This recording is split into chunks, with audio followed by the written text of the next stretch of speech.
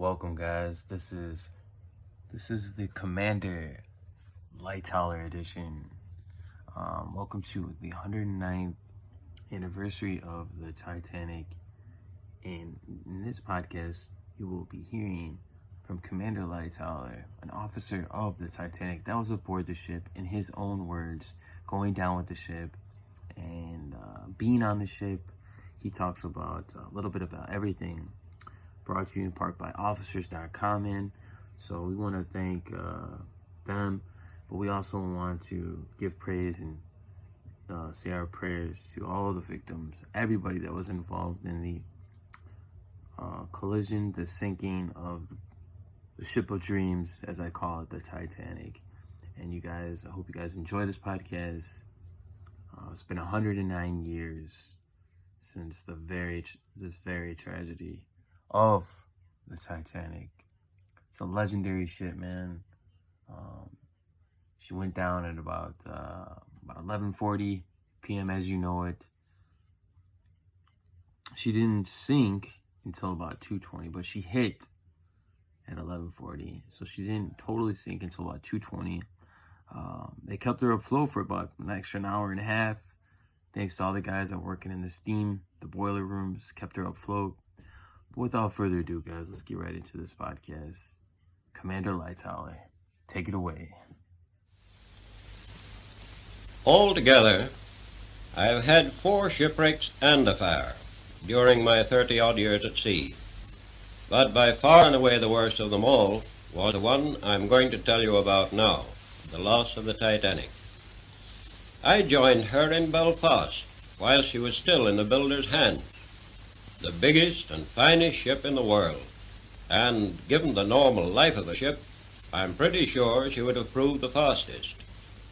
But let me say right here and now, neither that night nor that voyage were we out for any records.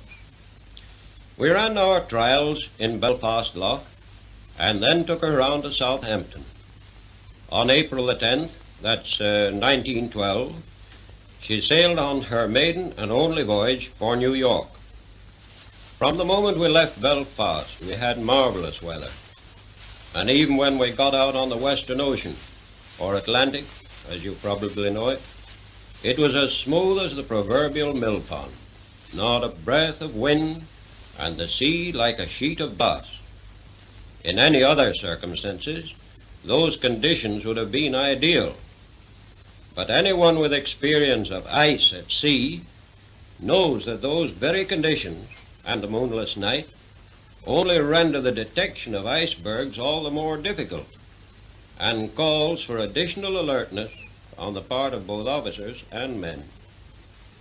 Speaking for myself, I knew only too well that there were chances, if long ones, of sighting an iceberg, but as I reckon, in ample time to clear it with a turn of the wheel. On that night of April the 14th, we all, that is, the captain and officers, knew perfectly well that we were just about entering the region where ice might be sighted at that particular time of the year, and had taken all necessary precautions. Now, throughout the day, there had been the usual wireless messages from different ships reporting the weather, odd icebergs, and so forth. But as none of these bergs reported lay on our course, well, they didn't directly concern us. But when the evidence came to be sifted out at the inquiry held in London afterwards, it then came out that one very vital message received in the Titanic's wireless room that night had never been delivered to the bridge. That message came from a ship called the Mesaba, warning all ships of heavy pack ice, icebergs, and field ice in an area then lying right ahead of the Titanic, and what was still worse, not far away. Those immense quantities of ice were abnormal for almost any time of the year, and the significance we should have attached to that report can hardly be exaggerated. In my opinion, it was a warning of the most vital importance. You see, I was officer of the watch and in charge of the ship when that Mesaba message came over. and I know perfectly well what I should have done if it had come to my hand. Without a shadow of doubt, I should have slowed her down at once. That would have been imperative, and sent for the captain. More than likely, in fact almost certainly, he would have stopped the ship altogether and waited for daylight to feel his way through. Anyhow, the long and short of it is, neither he nor I nor any other officer of the ship got that message. Now to go on. We were steaming that night at a good 22 knots. At 10 o'clock, I was relieved as officer of the watch by Murdoch, W.M. Murdoch. He and I had been shipmates in many of the ocean greyhounds, and both of us had crossed this ice region times without number, both in clear weather and what's more in fog. After the usual formalities, I handed over, wished him joy of a few perishing cold hours, and went below. I expect his watch went on as mine had done.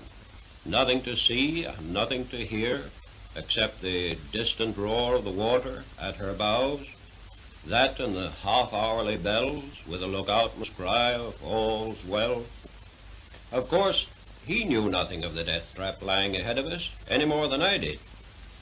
And so 5 bells, 6 bells, and 7 bells went by.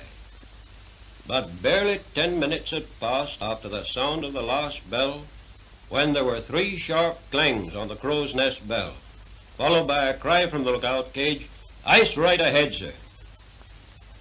Murdoch evidently saw the mass of ice practically at the same time as the lookout men, and shouted, "Hard a starboard, full speed astern."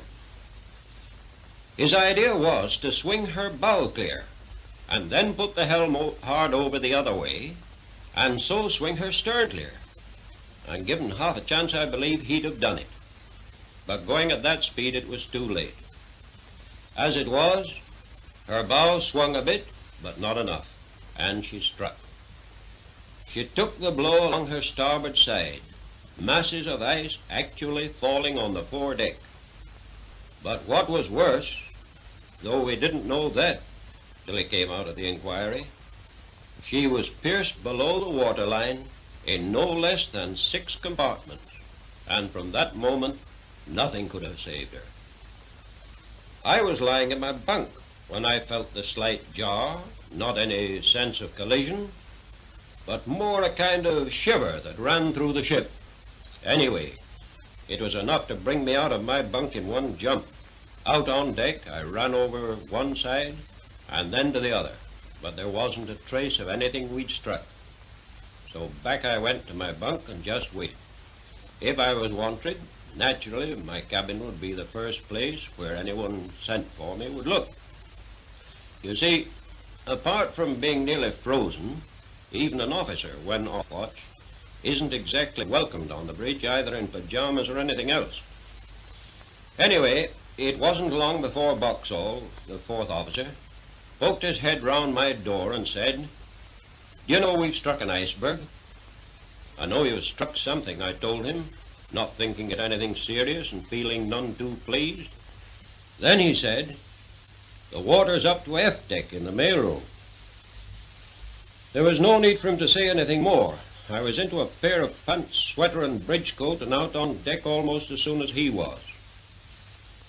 Now we'd been running under a big head of steam, and the sudden stopping of the engines lifted every safety valve, and as a result, the steam roared off at all exhausts. The row was absolutely deafening. Added to that, the engineers started to blow the boilers down. Shout as loud as you like. No one could hear a word. At the same time that Boxall had called me, the order had been given, all hands on deck. And I met my watch tumbling up on the boat deck just as I got there. And the boat deck, just in case you don't know, is the top deck of all.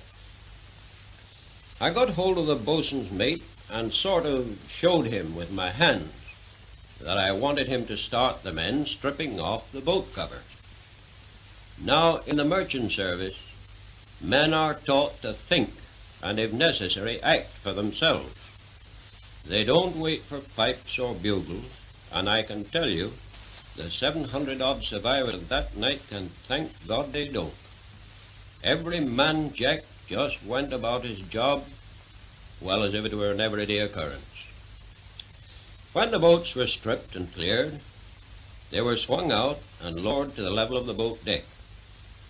Just a little while before they were ready to swing out, I happened to meet the captain, and I asked him, by cupping my hands over his ear and yelling at the top of my voice, "Shall I get the women and children away, sir?" He just nodded, so I started to fill the first boat. Just about now, thank goodness, the roar of escaping steam stopped, and passengers, now they could hear themselves think, started asking me, "Why are you getting the boats out? And why are you putting women and children in them?" I told them it was merely a precaution, and that very likely they'd all be taken on board again at daylight, or at the worst, taken on board the ship everyone could clearly see, only a few miles away. We could see all her lights, quite plainly. But here again we were up against it. That ship was the Californian, and though her lights were plain to everyone on board the Titanic, she seemed to pay not the slightest heed either to our wireless calls or to the distress signals we were firing every minute. The reason why she didn't answer our wireless calls, which other ships heard halfway around the earth, was because she only carried one wireless operator. And when we struck the iceberg, he'd just gone off watch, so it was no fault of his. But why no notice was taken of our distress signals, shells that are fired hundreds of feet up into the air to explode with a cascade of stars, heaven only knows. What a chance her captain missed. He could have laid his ship right alongside the Titanic and taken practically every soul on board. However, he didn't, and the two ships gradually drifted further and further apart. And, according to the officer of the watch of the Californian, the Titanic's lights disappeared at 2:40 a.m. They did, and with his own eyes, he'd personally witnessed one of the greatest tragedies of the sea.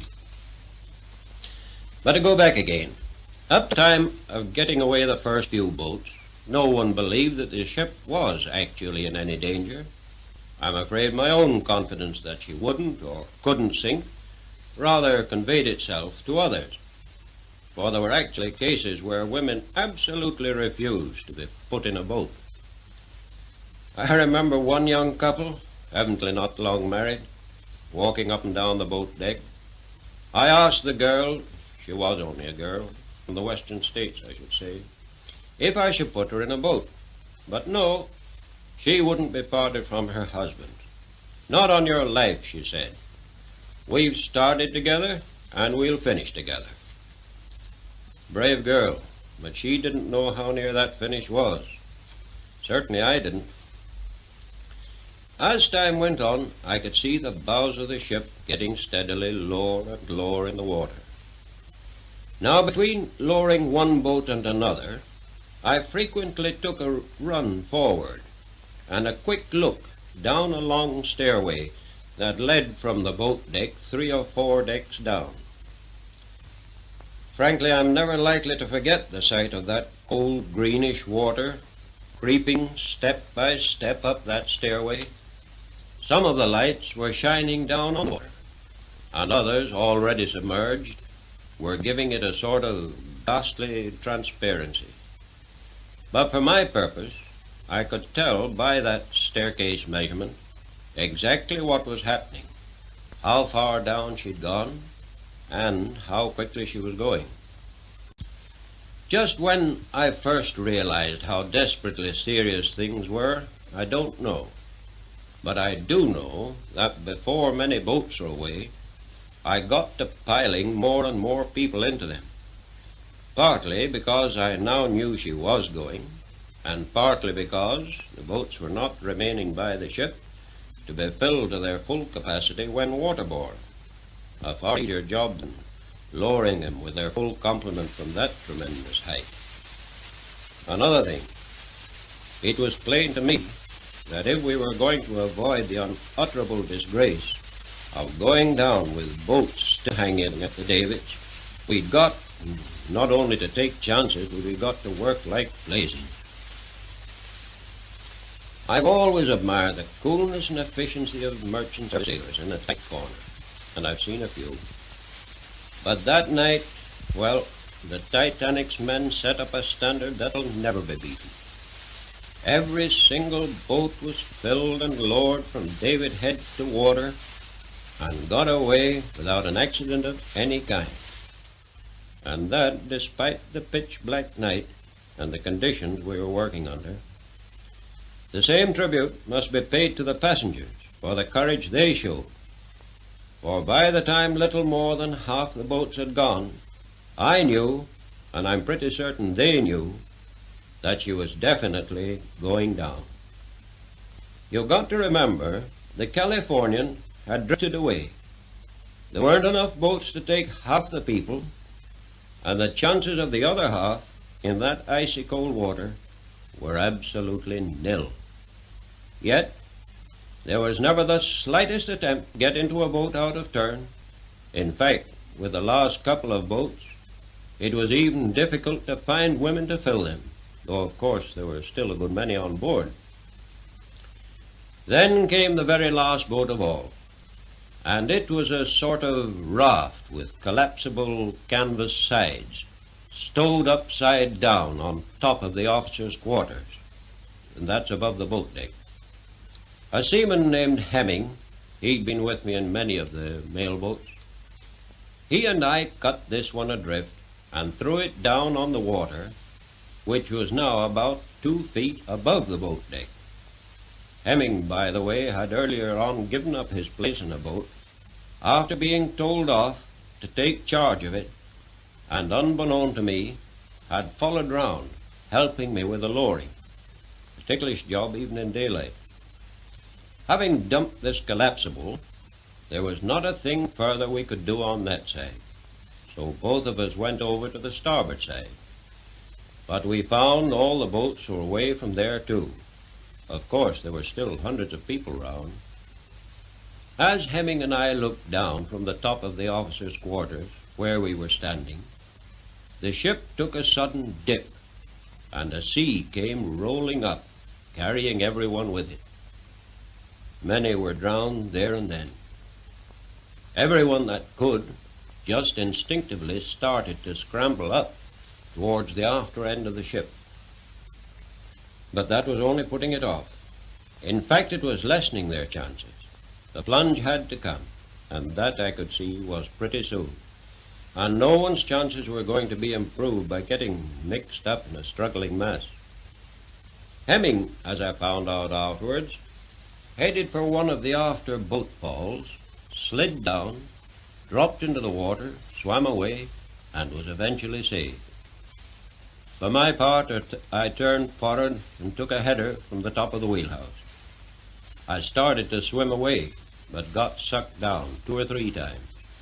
In fact, I got mighty near the edge of things before I finally came up alongside the collapsible. We'd hove into the water from the top of the officers' quarters, and there I hung on. A bit later, the forward funnel guys carried away, and the funnel, weighing perhaps 50 or 60 tons, fell down with a crash on the water. It missed the raft and some of us hanging onto it, by inches. But there were a good many it didn't miss. Next thing I remember, I was still hanging on to a bit of rope attached to the raft, but some 30 or 40 yards away from the ship. The wash of the falling funnel had evidently picked us up, raft and all, and flung us clear of the ship altogether. Several of us scrambled up onto the slippery bottom of the raft, and it was from there I saw the Titanic sink. As I watched, I could see her bow getting deeper and deeper in the water, with the foremast sticking up above the surface, whilst her stern lifted higher and higher, till it was right out of the water. When she got to an angle of about 60 degrees, there was a sullen sort of rumbling roar as her massive boilers all left their beds and went crashing down through the bulk's heads and everything that stood in their way. Up to that moment, she had stood out as clear with her rows of electric lights all burning. When the boilers broke away, she was, of course, plunged into absolute darkness, though her huge black outline was still perfectly distinct up against the stars and sky. Slowly she reared up on end, till at last she was absolutely perpendicular. Then, quite quietly, but quicker and quicker, she seemed just to slide away under the surface and disappear. As she vanished, everyone round me on the upturned boat, as though they could hardly believe it, just said, "She's gone."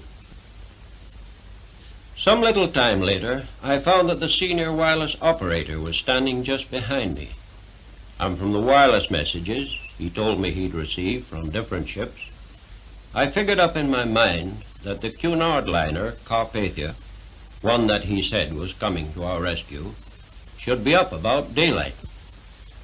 It was then I first heard of the Masaba message, and when I said I didn't remember it, he told me he'd put it under a paperweight at his elbow and never sent it to the bridge. Many died from cold during the night, the wireless operator amongst them, and a mighty long time it seemed before daylight broke, standing wet through and up to our knees in icy water on that upturned boat. Frankly, I don't think many of us expected to see daylight. At one time during the night, someone suggested we should say, "Our Father," and I don't think it was exactly scare that made everyone join in.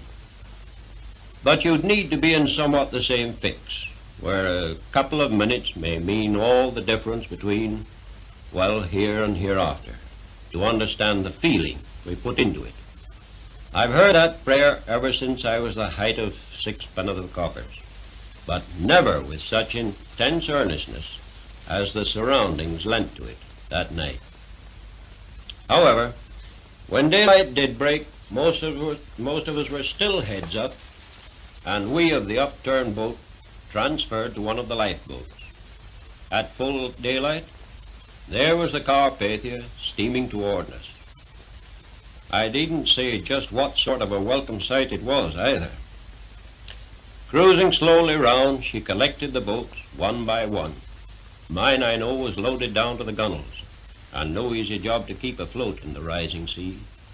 At last, everyone was safely on board, and with the 700-odd survivors of that night, she turned away from that tragic spot and headed for New York.